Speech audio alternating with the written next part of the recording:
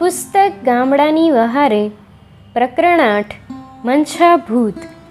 ઘણા કાર્યકર્તાઓ ગામડાના જીવનથી એટલા ડરે છે કે એમને બીક લાગે છે કે જો એમને કોઈ સંસ્થા પગાર નહીં આપે તો ખાસ કરીને તેઓ પરણેલા હોય અને કુટુંબનું પોષણ કરવાનું હોય તો તેઓ ગામડામાં મજૂરી કરીને પોતાની આજીવિકા નહીં મેળવી શકે. હું માનું છું કે આ માન્યતા અવનતિ કરાવનારી છે. હા, જો કોઈ માણસ શહેરી માનસ લઈને ગામડામાં જાય અને ગામડામાં શહેરી રહેણીથી રહેવા માગે તો તે શહેરી લોકોની જેમ ગામડાના રહીશોને ચૂસે તે સિવાય પૂરતી કમાણી નહીં જ કરી શકે.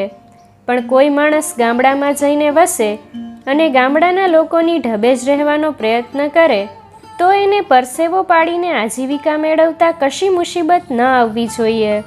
તેના મનમાં એટલો વિશ્વાસ હોવો જોઈએ કે જો ગામડાના લોકો જેઓ આખું વરસ બુદ્ધિ વાપર્યા વિના જૂના જમાનાથી ચાલતી આવેલી રીતે વૈતરું કરવાને તૈયાર છે, તેઓ આજીવિકા મેળવી શકે છે, તો તે પોતે પણ ઓછામાં ઓછી સામાન્ય ગ્રામવાસીના જેટલી કમાણી તો કરી જ શકશે.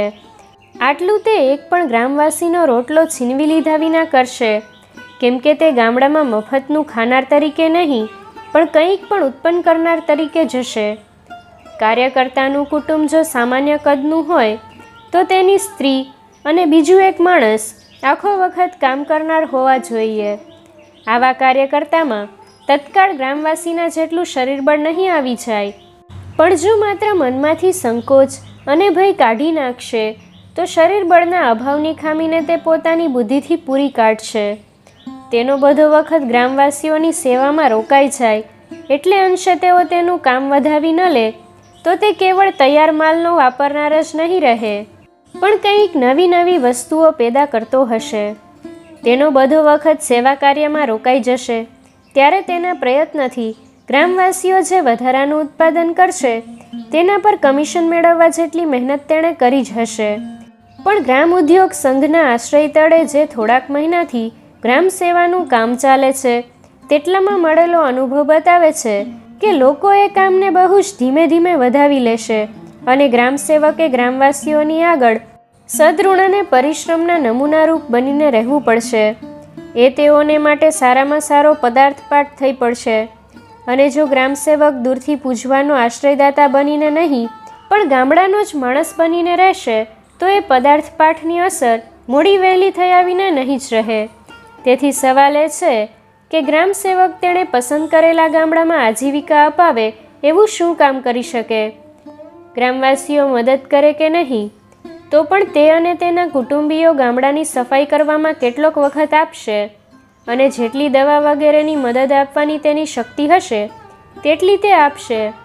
રેશની દવા કે ક્વિનિન આપવું, ગુમડું કે ઘા ધોવા, મેલા આંખ કાન ધોવા અને ઘા પર ચોખ્ખો મલમ લગાડવો એટલું તો કોઈ પણ માણસથી બની શકે એવું છે. ગામડામાં દરરોજ થતા સામાન્ય દર્દોમાં સાદામાં સાદા કેવા ઉપચાર કરવા એનું વર્ણન આપતી કોઈ ચોપડી ખોડવા હું મથી રહ્યો છું. ગમે તેમ હો, પણ આ બે વસ્તુઓ ગ્રામસેવાના અનિવાર્ય અંગરૂપ હોવી જોઈએ. એમાં ગ્રામસેવકનો રોજના 2 કલાકથી વધારે વખત ન જોવો જોઈએ. ગ્રામસેવકને માટે 8 કલાકના કામ જેવી વસ્તુ જ નથી. તેને માટે ગ્રામવાસીને માટે મજૂરી કરવી એ તો પ્રેમને ખાતર કરેલું કામ છે. એટલે આજીવિકાને અર્થે તો તે આ 2 કલાક ઉપરાંત ઓછામાં ઓછા 8 કલાક આપશે જ. એટલું ધ્યાનમાં રાખવાની જરૂર છે કે ચરખા સંઘ અને ગ્રામ ઉદ્યોગ સંઘે ઘડેલી નવી યોજના પ્રમાણે સર્વ પ્રકારની મજૂરીની ઓછામાં ઓછી અમુક સરખી કિંમત ગણાવવાની છે. એટલે 1 કલાક પીંજણ ચલાવીને સરેરાશ અમુક પ્રમાણમાં પોલ કાઢનાર પિંજારાને એટલી જ મજૂરી મળશે જેટલી વણકર, કાંતનાર અને કાગદીને તેમના દરેકના કલાક દીઠ ઠરાવેલા પ્રમાણમાં કરેલા કામની મળશે. એટલે ગ્રામસેવક જે કામ સહેલાઈથી કરી શકે તે પસંદ કરીને શીખવાની તેને છૂટ છે. માત્ર તેણે હંમેશા એવું કામ પસંદ કરવાની કાળજી રાખવી જોઈએ કે જેમાંથી પેદા થયેલો માલ તેના ગામડામાં કે આસપાસના ગાળામાં ખપી જાય એવો હોય કે જેની આ સંઘોને જરૂર હોય. દરેક ગામડામાં એક મોટી જરૂર પ્રમાણિકપણાથી ચાલતી એક એવી દુકાનની છે કે જ્યાં મૂળ કિંમત અને માફક સ્થળનું કમિશન ચડાવીને ભેગ વિનાની ખોરાકની અને બીજી ચીજો મળી શકે. કોઈ પણ દુકાન ગમે એટલી નાની હોય તો એ તેને માટે કંઈક મૂડીની જરૂર તો પડે જ છે, એ વાત સાચી. પણ જે ગ્રામસેવક તેના કાર્યક્ષેત્રમાં જરા પણ જાણીતો થયો હોય, તેણે પોતાની પ્રામાણિકતા વિશે લોકોનો એટલો વિશ્વાસ તો સંપાદન કર્યો જ હોવો જોઈએ કે થોડો થોડો જથ્થાબંધ માલ તેને ઉધાર મળી શકે. આ કામ વિશેની સૂચનાઓને હું બહુ વધારે નહીં લંબાવું. અવલોકન કરવાની ટેવવાળો સેવક હંમેશા અગત્યની શોધખોળ કર્યા કરશે અને થોડા જ વખતમાં જાણી લેશે કે આજીવિકા મેળવવા માટે પોતાનાથી થઈ શકે એવી કઈ મજૂરી છે, જે સાથે સાથે જ ગ્રામવાસીઓની તેને સેવા કરવાની છે તેમને પદાર્થ પાઠરૂપ પણ થઈ પડે. તેથી તેણે એવી જાતની મજૂરી પસંદ કરવી પડશે જેનાથી ગામડાના લોકોનું શોષણ ન થાય, તેમના આરોગ્ય કે નીતિ બગડે નહીં, પણ જેનાથી ગ્રામવાસીઓને એવું શિક્ષણ મળે કે તેઓ ફુરસદના વખતનો સદુપયોગ થાય એવા ઉદ્યોગો ઉપાડી લે અને એમની નાનકડી આવકમાં વધારો કરે. અવલોકન કરતાં કરતાં તેનું ધ્યાન ગામડામાં નકામી પડી રહેલી ચીજો, ઘાસપાલો અને ગામડામાં જમીન પર પડી રહેલી કુદરતી ચીજો સુધા તરફ ગયા વિના રહે નહીં. તે તરત જ જોશે કે એમાંથી ઘણી ચીજોનો સારો ઉપયોગ થઈ શકે એમ છે. તે જો ખાઈ શકાય એવો પાલો ઉપાડી લે તો એ તેના ખોરાકનો અમુક ભાગ કમાઈ લીધા બરાબર ગણાશે. મીરાબહેને મને સુંદર આરસના જેવા કાંકરાનું એક સંગ્રહાલય આપ્યું છે.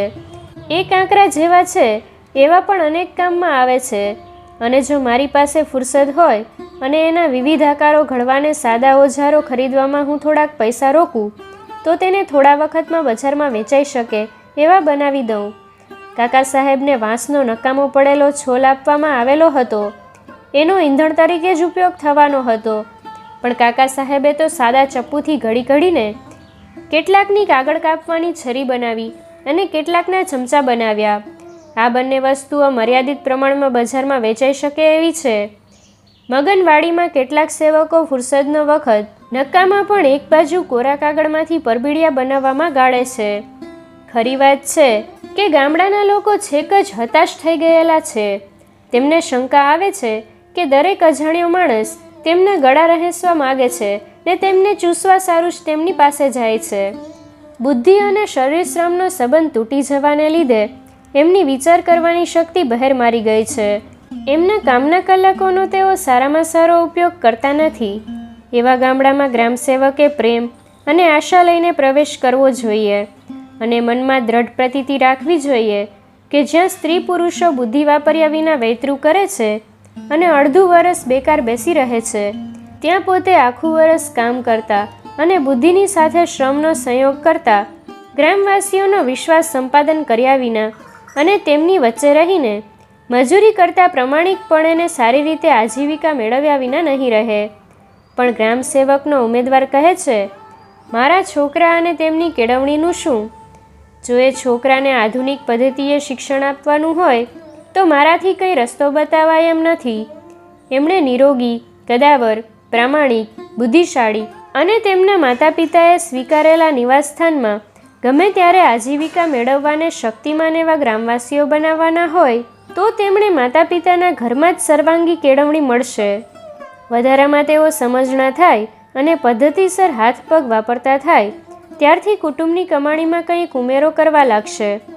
સુઘડ ઘરના જેવી કોઈ નિશાળ નથી અને પ્રમાણિક સદ્ગુણી માતા પિતાની બરોબરી કરી શકે એવો કોઈ શિક્ષક નથી. આજની હાઈસ્કૂલનું શિક્ષણ ગ્રામવાસીઓ પર મોટા બોજારૂપ છે. એમના બાળકોને એ કદી મળી શકવાનું નથી અને ઈશ્વર કૃપાએ જો એમને સુઘડ ઘરની તાલીમ મળી હશે તો એ શિક્ષણની ખોટ તેમને કદી સાલવાની નથી.